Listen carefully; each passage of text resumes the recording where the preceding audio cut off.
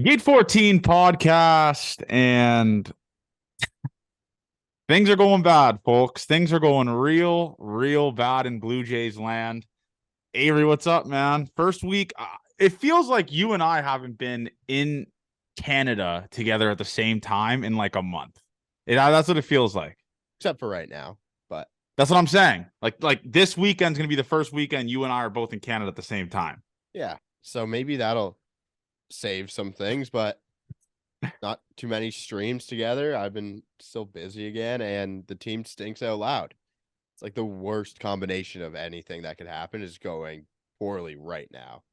Like, I can't remember a stretch like this. Did they have a stretch like this last year when they were this bad? This is just I seem to try and forget these but stretches. This is just comically bad though. Like, they're never in games. Like today, fake comeback, the 20-1 game, that was awesome, but it's just they're never really like, it's just every game is just they're a dead dog. That's what it's been like for the past like week and a half. It feels like it's terrible. 2-13 against the AL East opponents, man. 2-13. I don't want to do this on May 25th, but the division's done. Like, there's just no chance of it happening. You think? 10.5 games back, and you've pretty much played the team that you need to beat. It would be monumental for the collapse to happen without getting 10 games against the Rays. Yeah, that they're in a tough spot because I guess the only comeback I could kind of compare it to would be the Braves the year they won the World Series. They were like 500 in May, I think it was, or something like that. Came back, overtook the Mets, and won the division. But no, I don't think that's a crazy take to say the division's gone. We're in last place. Like, it's not.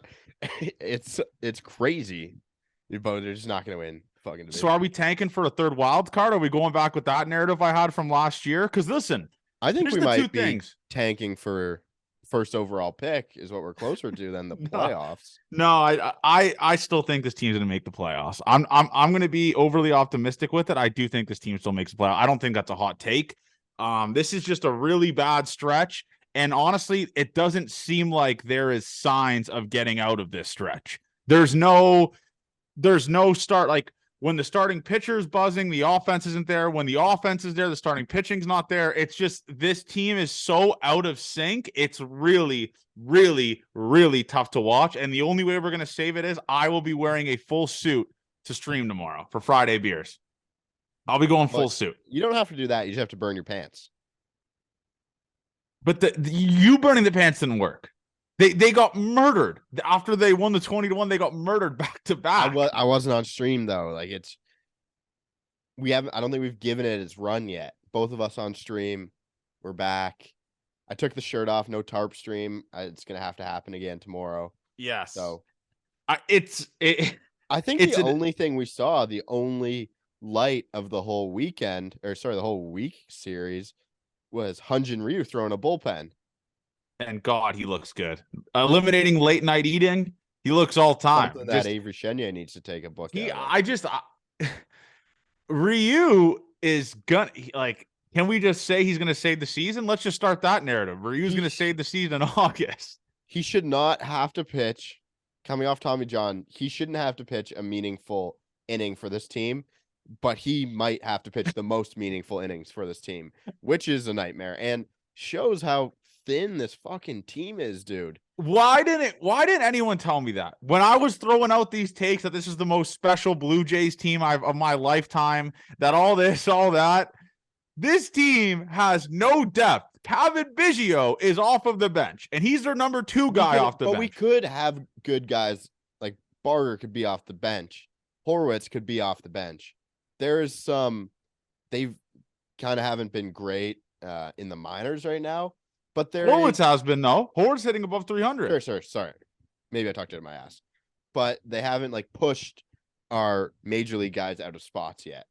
So that's kind of where I was at. But you could bring those guys up, and they have talent. We can't bring up Drew Hutchison to pitch for this team.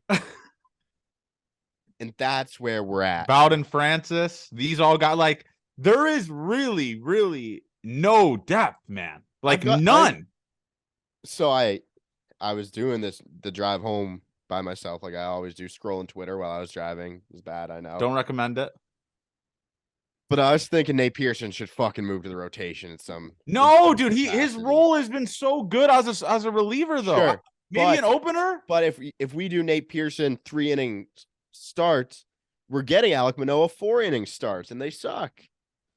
Yeah, that's a conversation that has to be had, It's man. as bad as it could be if you do a Nate Pearson, Trevor Richards 3-3, get to the end, we have a better chance of winning that baseball game than throwing Alek Manoah right now. Do you think I'm wrong with that? No, I don't think you're wrong with that. Trevor Richards. I'm all in on the Silver Fox. He's so hot. He's so hot right now. He's buzzing. He made Alek Manoah look like a bum today. He comes in and Alek gives you Manoah two has scores. pitched like a bum this season. He quite frankly has. I know he's not, but he has pitched himself into the allegation, sadly. And we Yeah. can't get him out. He has to get himself out. There's no light at the end of the tunnel, it seems like. His slider is rat piss. His fastball is below 90, so they just spit on that. It's terrible, dude. It's terrible. I'm trying to switch up the vibes. I'm wearing a Danny's Pizza Tavern hat. I'm repping the boys. This is a great hat, by the way. Avery, maybe you could talk me into this, and maybe our YouTube viewers. Do I look better in curved hats? I feel like I'm a curved hat guy, like a dad hat guy. I think you're a backwards hat guy. You think that's what I'm saying? Okay, we'll play it. We'll get the people to judge on that. But listen, man, this is. I don't even want to talk Blue Jays right now. I just want to shoot the shit. This is like this is depressing. This is the most depressing it's been, and you know it's bad when you got known positive guys saying we're fucked. We're fucked with the ALE schedule where they don't play as many times. This is the time you gain ground on it. So now it's like, fuck, we don't play the Yankees and Rays till like September now. What are we going to do? How are we going to gain ground on them? We got to hope they just slide 10 games, which God forbid the Rays at 37 wins are almost going to clinch the fucking division. Now we got to hope they go on these catastrophic slides like we just had and we just never lose. That's what we got to hope. It's impossible to happen. There's no chance it happens to those other teams the way it happens to this Blue Jays team. This is the worst stretch at the worst possible time. If you look against AL East teams, you're not facing like these good teams. You're facing AL East division opponents. This can't be happening. Well, and it's happening, and the Jays might be bad because it is tough to watch, and they're just being out. I wouldn't say they're not being out talented by these teams. They're just other teams play way better baseball than the Jays do. They take care of the baseball on defense. They execute at bats to score runs when they have to, and they get good pitching. It's like the three basic things of baseball. The Blue Jays have a tough time putting them all together right now, and it is ending up in a potential season-ending stretch in May, which is I'm nuts. I'm going to try to keep it positive, right? Like the Jays have to win, let's say 69 more games to pretty much essentially guarantee a playoff spot, 94 wins, right? They got to win 69 games, right?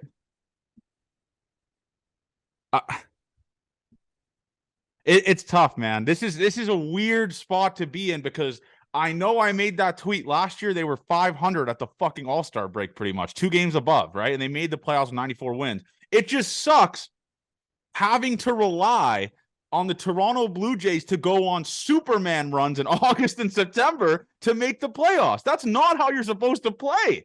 You're supposed to just play consistent all year. You're not supposed to just pray they go on this miraculous like 20-10 run back-to-back months and then make the playoffs. This is what you can't be relying on, man.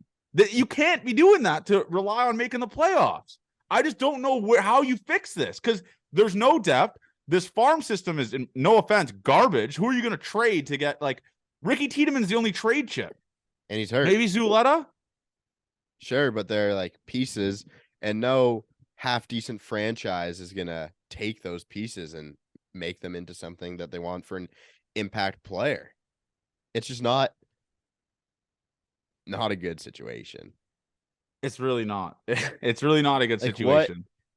There's no impact piece that we can pick up for a fair deal I think with how our farm system is, because they're not going to trade Ricky.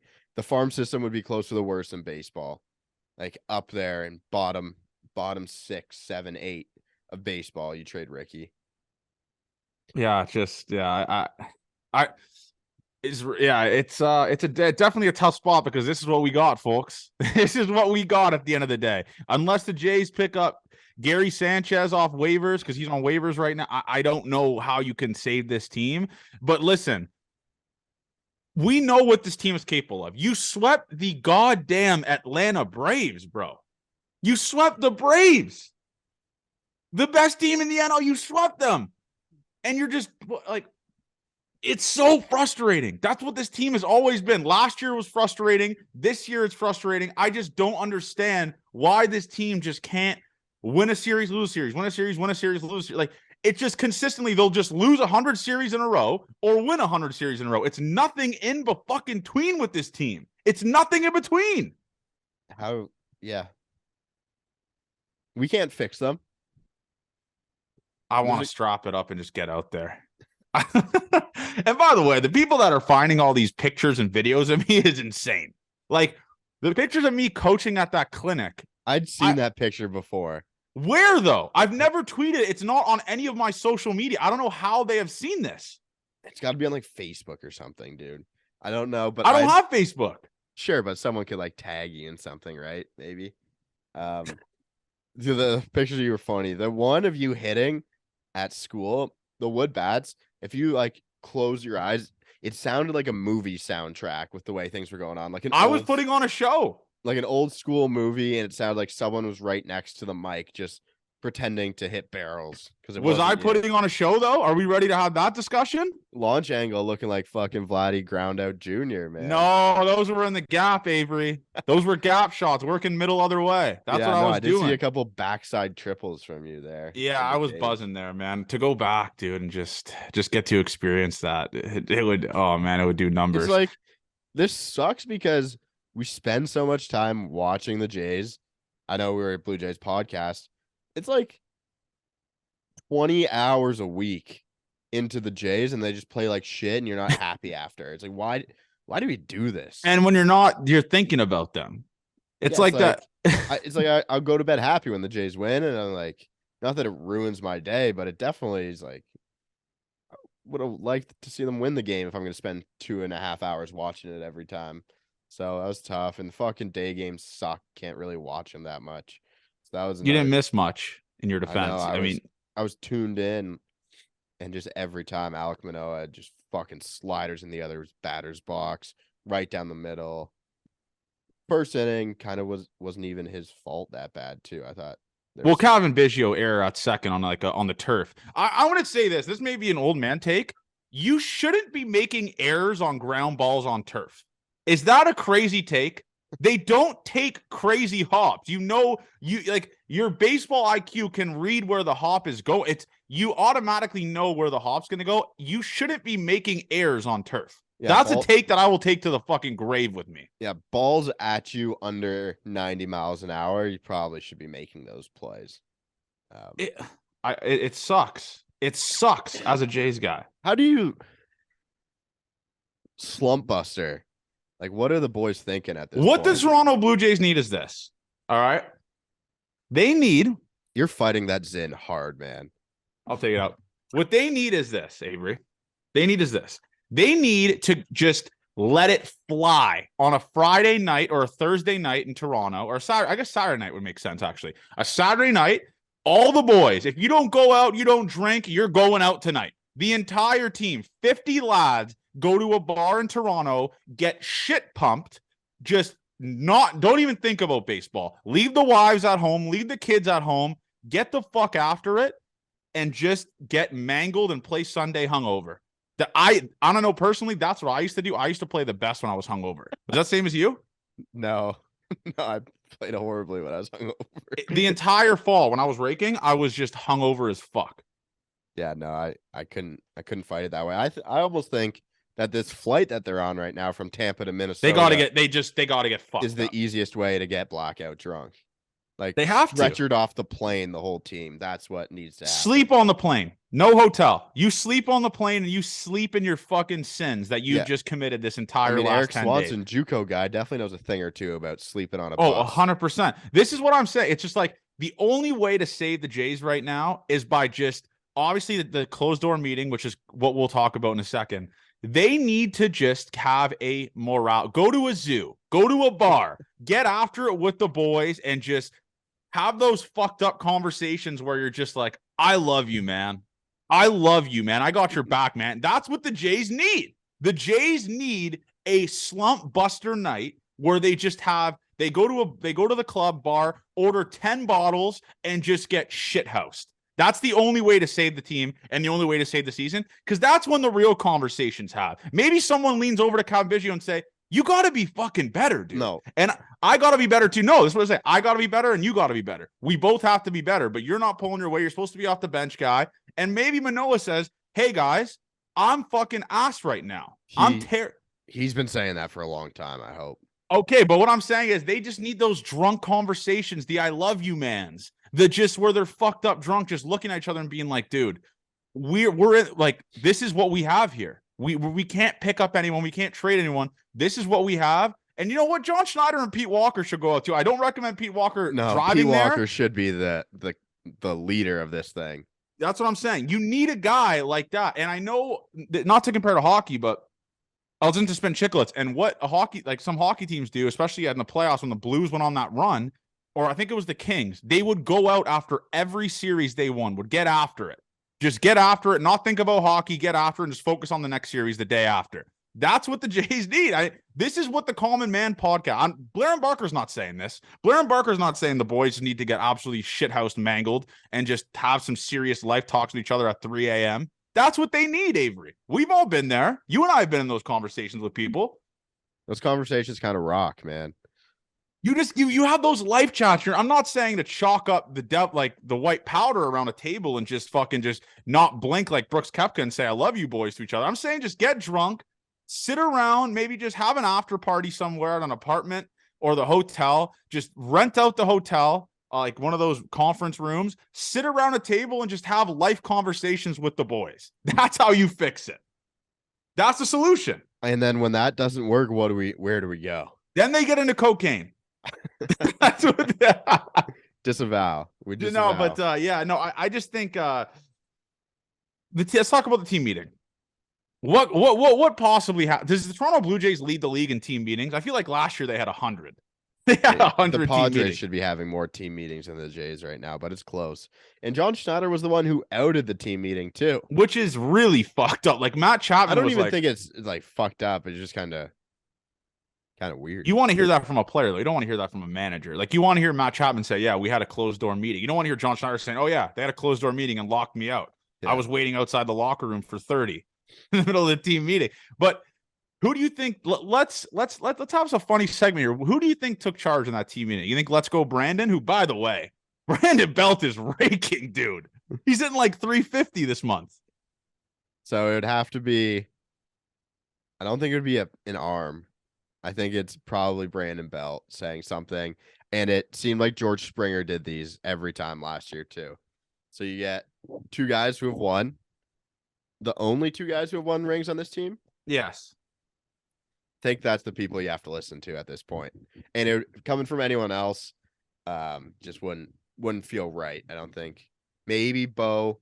I don't think Bo's that guy, though. I also don't think so. Maybe Matt Chapman. But I think it would mean the most coming from George Springer and Brandon Belt. But so, okay, because there's obviously always those teammates that are just not listening to the team meetings. I might have been that guy. 100%. I wasn't listening to shit. Maybe I was sometimes the guy that was like orchestrating the team meetings and no one listened to me. But who do you think wasn't listening? Nate like, Pearson? do you think Bo Bichette's there like, I'm hitting like 300. I don't give a fuck about this team meeting. This isn't for me. No, I think he kind of cares about winning. But Nate Pearson did not give a fuck about the team meeting. Nate Pearson has been so pleased with how he's pitched. He's just like it. It's a very individual sport with that. Like the guys that didn't need the team meetings were probably not listening. I genuinely, And this is like a crazy question. Do you think during the team meeting, the translators are there just like in the background, just whispering to Yusei or whispering to like Ryu what they're saying? Like how do they approach that? Because that's No, I've never been in I the think they classify in with the coaches where they're not in there. But it would be nice to have, when you go to those big soccer conferences like the UEFA ones, and they have the earpieces. I just the team meeting heard around the world because I don't know what much you could say. Like, do you think they're calling players out in this team meeting? Like, what are they saying, man? Because it's just I don't such a think they've gotten sloppy to brand of baseball. they haven't got to the point where you need to call people out yet. I don't think. I know I said that the season's over 10 minutes ago, but I don't think you get to the point where you need to call people out because what is fighting each other gonna do at this point, right? And But fighting each other could help, though. It adds who's passion really to it. not pulling their weight right now? Kikuchi and Manoah. Kikuchi, I love him. I love when he does well. He's bad. Okay, so like we can't Is really Kirk? I mean, Kirk's been kind of buzzing. He hasn't really been pulling his weight. 3 hits today. Starting to Yeah. figure it out a little Yeah, bit. he's kind of figuring out the plate. I will say that. So everyone as a whole kind of underperforming at this time, but it doesn't feel like there's huge holes in that. The other guys you can get mad at, like Espinal and Biggio, they don't fucking play. Varsho, though, Varsho's is, not pulling his weight. This is kind of who he is, though. Oh, is it though? Is it? Is he? What is he hitting? Is he hitting? He's hitting 214. And he hit what 225 last year. It's quite but he was hitting home runs last year, and he was doing stuff against left-handed pitchers and stuff and like how this. many how many home runs does he have right now? 4. Dalton Varsho, 7. Kind of on pace for what he did last year, man. That's a good point, man. Fuck. So I guess as much, it's kind of like we need to figure things out together, but it's the small things that they said they nipped in the butt in the spring, which they just don't do. It's like bad base running, bad defense again. And when that shit spirals on you in games, you can't fix it right away. It's like, it's always a mindset thing. It's how you go about your business. And in an area like this, you just got beat by a team who is way more fundamentally sound than you were in the Rays. And does more more things the right way. So we couldn't hold a runner to save our lives today. How do you not fucking know that you're slow to the plate at this point of the year? What sucks is with this, and I'll say this is going to reflect on Alejandro Kirk, I'm afraid. Because it's going to show on his stat line they went 7 for 7 stolen bases off him. Yeah. That's what sucks. Sure, but he's a catcher. Like, they've dealt that your whole lives of people just getting mad at you for not being good. But you look at the numbers, he's not fast to second base, and he doesn't have a great arm. So you got to be quicker. Like, Alek Manoah's half the time big leg lift guy. Give him a chance. They were reading that. They were stealing bases off Alek Manoah, not Alejandro Kirk. Luke Raley stole a base. And in his stolen base, it was one of the few things I like really saw today that I was like, what is that? It was a hop sprint, and he was off. Like, he had read that off Alek Manoah all day. That's not a stolen base. But that's what good teams do. And I feel like we've lacked that with the 100%. Toronto Blue Jays. I mean, Luke Raley does have 5 stolen bases. I think it's the broadcast said, so it's not crazy. But again, you look at catcher pop times. Kirk closer to the bottom. We look Danny Jansen. Okay, he's 32nd out of catchers in their pop time, average pop time, and we go to Alejandro Kirk, 42nd out of 56 catchers in pop time. Not great. So if you don't give him the chance, it's like AJ Burnett-esque. And they stole so many bases when AJ Burnett was a Blue Jay, just off of him. Yeah, it's tough, man. What do you do? How do you fix? Like, okay, let's go into the Manoah discussion. What do you do with Alek Manoah? You put him down to AAA. Like, how he needs AAA, Avery. He needs AAA, dude. He almost needs rest than he needs AAA. Like, how does arm fatigue set in this quickly? You've lost a mile an hour without bad development, an injury, or just a change of something I don't even know. He needs Dunedin more than he needs AAA.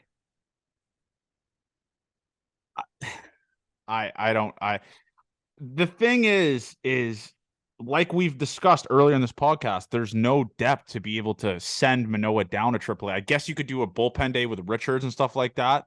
Richards, Pearson, all those type of guys. But if you're doing a bullpen day with Richards and Pearson, then you're taking two guys out of the bullpen, Avery, that can't pitch. It's a nightmare. But we're doing bullpen games twice through every turn of the rotation now. I mean, Kikuchi gives you 4, which is okay, but Manoah's not giving you a ton of length at all. So, I mean, I'm gonna look at this New Hampshire. At some point, you just gotta take a risk on someone and hope they can get outs. I know Zuleta. I don't know how old is Zuleta. Do you know his exact age? Is he 20, 24, 25? I don't know. Like Zuleta, it sucks because these prospects, right? Usually when a prospect comes up for a team, like a guy like Bryce Miller or all these other guys, they're not put in there to just be like, we're 100% like relying on you now to pitch for a team to get us out of a hole. They're not doing that. Like the next guy that gets called up for the Jays, it's not do or die, but it's like, if you don't work out, we're fucked. Yeah. Right? Yep. But can you put Manoah in AAA though? Will that help? What could he possibly do down there that will help him? That's the question that I have. He's not giving this team a chance to win. So it's like, what are we doing here? I mean, I don't. There's no one that stands out, Avery. Like Cloffinsky, maybe Jimmy Robbins, guys. They're like, fuck, man. There's no one we got here. Like Chad Dallas just got called up to AA. It's tough, man. It's tough to watch. Not great. It's not great. Who do we even have in AAA? Drew Hutchison, Thomas Hatch, Bowden Francis. It's just these guys that it's just, man, fuck, bro. Looking at the Toronto Blue Jays drafts, the first round picks, like John Harris from Missouri State, like where's this fucking guy? TJ Zoik's not even on the team anymore. Logan Warmoth's not on the team anymore. Groshon's not on the team anymore. Alek Manoah is just turned into a bum. Austin Martin's not here. Gunnar Hoglund, no idea what that dude's doing. Brandon Barrera, obviously that was last year. That's obviously way too early to still talk about and stuff like that. But there really isn't any organizational depth. Then you look at teams across around the league, like the Orioles, they got Grayson Rodriguez, DL Hall, all these guys coming up. The Rays, every single guy the Rays call up is just a 99-mile-an-hour flamethrower that's nasty. There's no guy in the woodwork besides Zuleta and maybe Tiedemann, or obviously Tiedemann, that you just can't be like, this guy is going to come up and compete and be fine. If the Jays call up Drew Hutchinson, fuck. I'll be miserable. He's terrible, Avery. Yeah, he's quite literally terrible. Yeah, it's a bad spot to be in. I don't know how you shake this up. I don't know what you do, but I'm obviously under the impression now that you have to do bullpen game for Manoah starts. You have to. It's not benefiting this team right now. It's a massive detriment to this team to have Manoah starting every 5 days. He walks 6 guys an outing, Avery. 6. He's averaging 6 walks an outing. His whip is almost 2.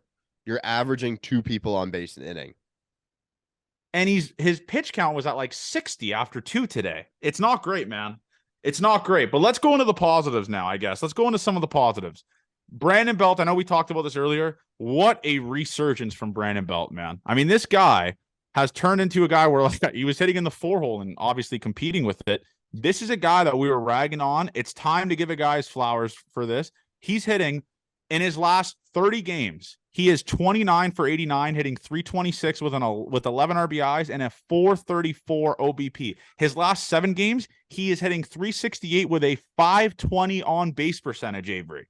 We're talking about depth. This is a depth guy. This is a guy that you could platoon, flip-flop with Vladdy at first, DH, all that type of stuff.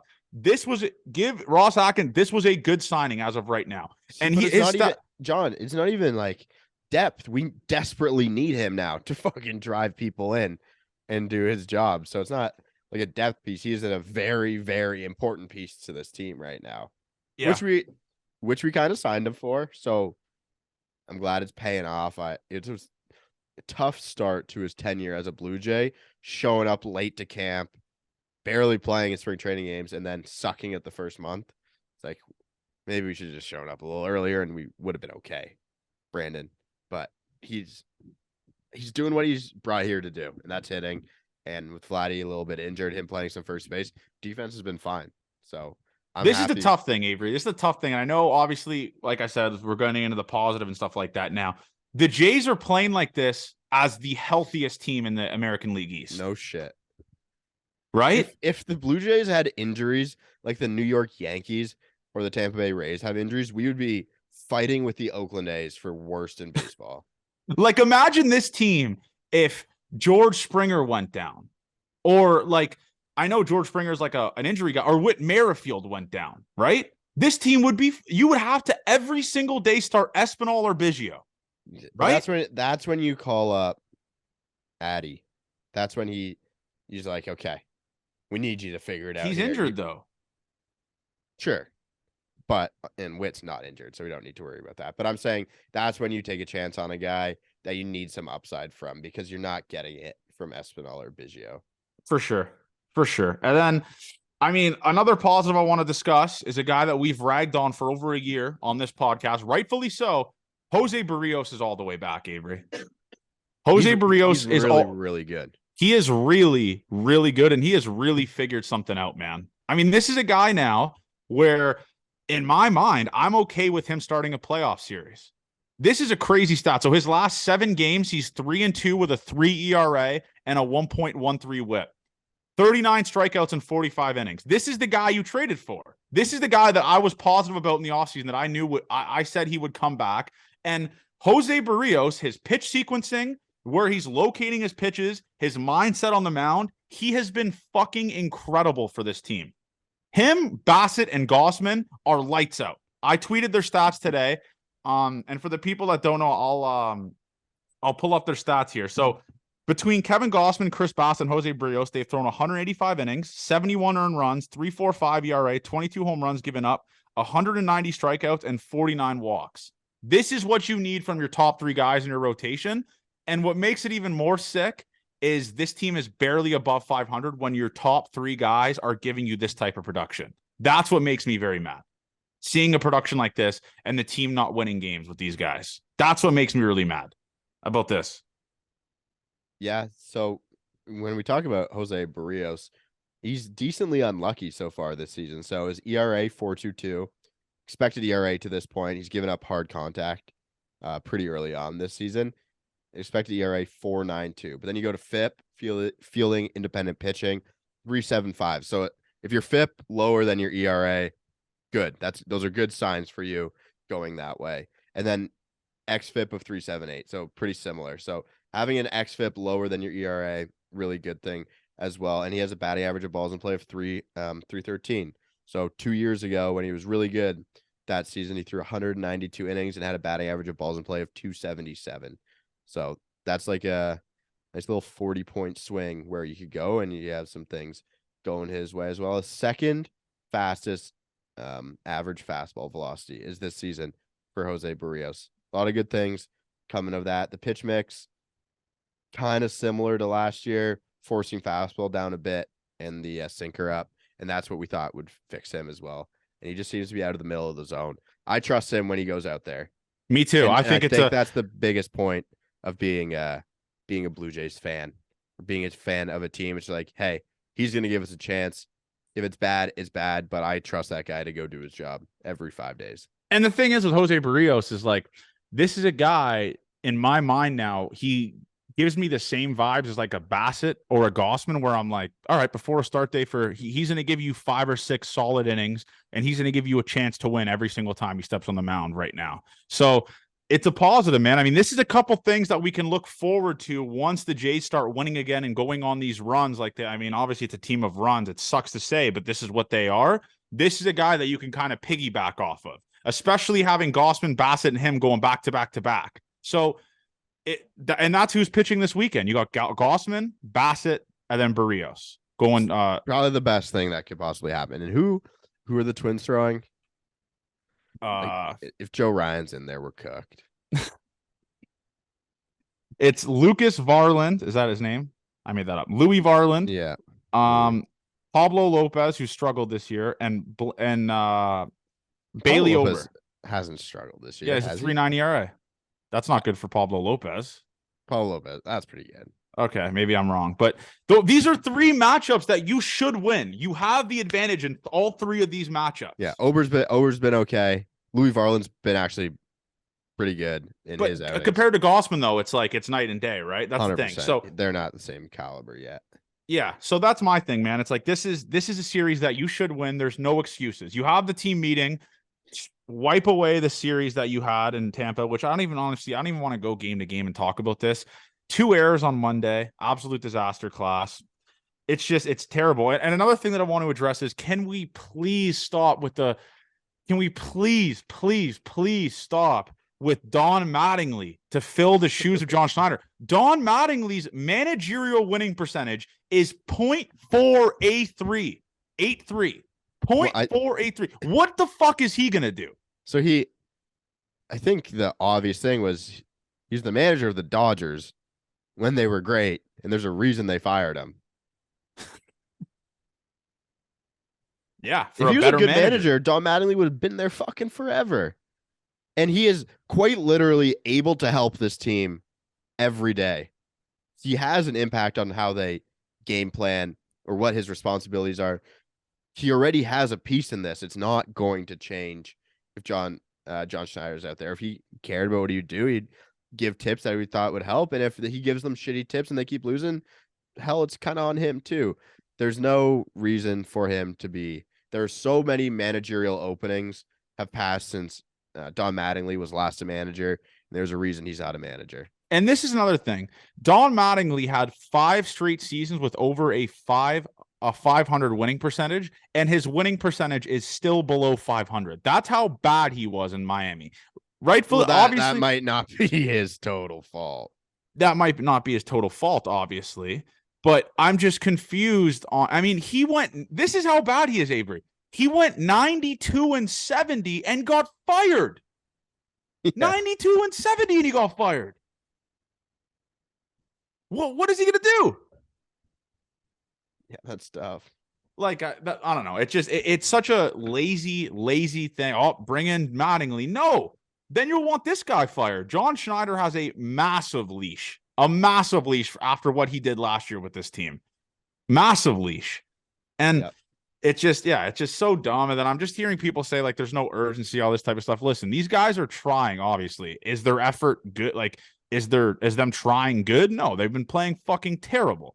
But like, this is just sometimes how quick crumbles. And if this is the Toronto Blue Jays team, it breaks my heart to say this. They're just not good, Avery. They're still a good base. They would be leading the AL Central. But that's a weird thing to gauge. I also think that the AL Central is pretty fucking bad, but the team in general is not bad. They play in a historically good division, and they aren't competing at the top of a historically good division, which has now put them at the bottom. The way the Orioles are playing and the way the Rays are playing, the Yankees. It's not fucking normal, man. Yeah, the Yankees are like 5 games over 500 now. We're only 1. Last place. Crazy and how this everyone close your eyes. I have a tough stat here. The Toronto Blue Jays strength of schedule for the remainder of the season is 5th in baseball. Hardest? It's 5.12 strength of schedule. It's 5th. I don't know if the combined winning percentage is a high strength of schedule is good for tanking. Oh, never mind. So they have the 5th easiest. No, that means it's good for tanking. Like, you're playing good teams. So yeah, the Toronto Blue Jays have the 5th hardest strength of schedule remaining for the end of the year. And the Tampa Bay Rays, where do they rank? They should be up there too. 11th. Yeah. So Baltimore has the 3rd hardest, Boston 4, then Blue Jays 5 remaining strength of schedule, then Yankees 7. So it's all similar because they're playing all those division games. That's why. So like that. This is the easy games, easiest opponents for the Jays so far. They have the Oakland Athletics 6 more times, the Royals 3 more times, White Sox 3 more times, Nationals 3 more times, Reds 3 more times, and the Guardians 7 more times. So those are games you're gonna have to now they've put themselves in this position. You're gonna have to sweep a decent amount of these series or win a decent amount of these series to give yourself a chance. I just hate the fact that now everyone is just optimistic and stuff like that, saying they're going to have to go on a run like they did in August, September. I hate that. I hate relying on playing 666% winning percentage baseball to make a playoffs. Why can't we just do this the entire year and just play consistent baseball? Not every team plays consistent. Obviously, the Braves struggle, stuff like that. The Rays struggled a little bit, but they get out of it really easily. It's the thing that separates the teams is the Jays don't easily get out of struggles. When they lose, it just continues to snowball and they don't stop the snowball. That's the tough thing with this team. That's the difficult and hard thing for us as fans to watch, is when it rains, it pours with this team. There's no stop. Like, there's no two game. What it could be is that the Jays win the series this weekend against the Twins and then beat the Brewers. That's when it's like, all right, they showed they can kind of bounce back from it. But this week and a half, man, has been terrible. It's 2-13 against AL East opponents, is the worst record by a landslide in the division. The Red Sox have a better record against opponents in the same division. This is bad. This is real bad. It's a hard hole to get out of. And it sucks, but that's where they put themselves in, Ave. They did this to themselves. They quite literally did. Nothing we can do about it now. It's kind of a look forward spot. Hopefully you can put it behind you and play some better baseball. But I think what almost makes this series more frustrating is Tuesday. They didn't score 20. They scored 20 runs. They really scored 11 runs before Luke Raley came into the game, and that happened. But that's going to inflate all the numbers for like another month at least. Yeah. Just because of that one inning and how many home runs they hit there. But it's like, how can a team go from scoring 11 runs to feeling like there's no way we can score? Let's forget McClanahan and think more Eflin, because McClanahan is arguably the best pitcher in baseball. Yeah. You knew they were losing that one. That was a mismatch, right? They should have. Yeah. Kikuchi versus him was a mismatch. But then you look at Kevin Gausman, who seems to be in a mismatch every time he pitches, and he loses. Fucking gets no run support. That's another thing that's really been pissing me off with him and Bassett and these guys. But another positive I want to bring up, and I noticed this the last couple of appearances, Popcorn Boy's back, man. He looks really good. His last 7 games, 5 innings pitched, 1 earned run, .88 whip, 8 strikeouts in 5 innings. His last 15 games, 4.26 ERA, 1.34 whip. That can obviously go down a bit. That's a guy that's elevating himself. And the tough part about that is we have a guy on the rapid decline in Jimmy Garcia. Yep. Where are you at with Jimmy, man? He's not throwing his fastball. I don't know what he is doing with his pitch sequence. He's not playing the hits, as the guys say. I don't know what Jimmy Garcia has been up to. He's looked terrible, man. He has looked so bad. I haven't seen some of the blow-ups live. I've kind of gone back and watched some of them. But we can look at some of the pitch mix here, because he throws that fucking weird cutter now. He has his okay. This is just to get people understanding. Okay, so he had a great fastball last season, right? I did a historically, yes. It was the best. I believe it was the best pitch in the Blue Jays bullpen based on run value from Baseball Savant. So he took a pitch that was great, and he threw 44% of the time. Now he's throwing his fastball 33% of the time. Why? I have no clue, dude. And this is a thing. This is for the listener that don't care about the Baseball Savant and the Fangraph stuff. In his last 7 games, he has a 9.53 ERA. His last 15 games, 6.59. His last 30, 6.35 ERA. This is not going to cut it from a guy that you relied on heavily last year, right? It's just not going to cut it. It's terrible. But you can, yeah, you do need him. But if you replace him with Bass and the low leverage, we've used Bass in it, we haven't really worried about the bullpen that much. So if they can kind of replace what they've done for them, and Bass is the 7 guy, I think you can be okay. You want Jimmy to be good, because he has a fastball that can get out big league hitters at a very substantial rate, and we saw that last year. So it is weird as to what has gone on so far this season, but if Bass can replace that production, I think we're in a fine spot. Yeah, that's a good point. We'll see. It's just Jimmy Garcia, man. It's a guy last year where every single time he came in, it was just like, this guy is incredible. This guy's absolutely incredible. He's going to blow heaters by you every single time. His name was Jimmy Heaters for a reason. Yeah, 100%. So let's go into another thing here that I wanted to discuss. John Schneider. Today he made a catastrophic, I don't know what in the flying fuck you are doing. Bases loaded in the ninth. Your team is pushing to come back, right? Pushing to come back. A guy is up that your front office traded your number one prospect for and Lourdes Gurriel Jr. for, and you pinch hit Ernie Clement with the bases loaded in the ninth for Dalton Varsho. What the fuck is that? And how does that help a player's confidence who's struggling? Avery. Who does that? That was the dumbest thing I've ever seen. That's another thing with Schneider. I don't know why he tries to do these galaxy brain moves. Just let Dalton Varsho hit. Why do you do this, bro? I mean, yeah, Varsho's got a better chance than Ernie Clement to go deep. And you got to trust the guys that you're giving those spots to. How is he going to learn? With the D-backs team that wasn't really good last year, he hasn't been in situations that often where it's like, okay, that might be a wrong take. He's been in major league situations where there's pressure on him, but you're playing different baseball when you're chasing playoff spots, I think. Yes. And now let's put him in those big situations. So when you get to the playoffs, big at-bats, we've kind of seen that. And I guess a ninth inning at bat at the Trop at a fucking day game really isn't a big spot. But I think the team knows how important that game was based on the team they're playing, not the people in attendance. So for sure, it doesn't help him progress as a baseball player, taking him out in those situations. And we fucking lost anyways. So what was good move.